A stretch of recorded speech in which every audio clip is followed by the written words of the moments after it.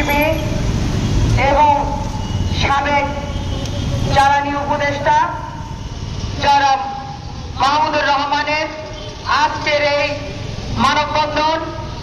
মানববন্ধনে উপস্থিত রয়েছেন মহানগর বিএনপির সংগ্রামী আহ্বায়ক জনাব মনিরুজ্জামান খান ফারুক, উপস্থিত রয়েছেন মহানগর বিএনপির সংগ্রামী সদস্য সচিব জিয়াউদ্দিন শিকদার জিয়া, উপস্থিত রয়েছেন সাংবাদিক বৃন্দ, নেতৃবৃন্দ, সকলকে জানাচ্ছি সংগ্রামী শুভেচ্ছা ও বিপ্লবী অভিনন্দন। প্রিয় নেতৃবৃন্দ, আমরা এই সরকারের কষাঘাতে আজকের এই আমাদের মাহমুদুর রহমানকে যেভাবে নিষ্পেষিত করেছে, আপনারা জানেন তাকে মিথ্যা মামলা দিয়ে তাকে জেলে পুরেছিলেন এই হাসিনা সরকার, এবং তার বিরুদ্ধে অগণিত মামলা দিয়েছেন, প্রায় 150টিরও বেশি মামলা দিয়েছেন এবং তাকে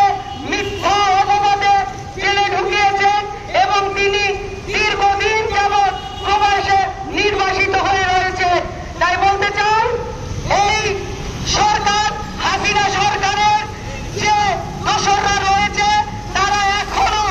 এইখানে পায়তারা করছে, বিভিন্ন রকমের ষড়যন্ত্র করতে, পিছনের দরজা দিয়ে বিভিন্ন লোককে দাঁড় করাতে। তাই বলতে চাই, এই অন্তর্বর্তীকালীন সরকারকে আপনারা এখনো সোচ্চার হন, না হলে আমরা জাতীয়তাবাদী শক্তি, সাংবাদিক,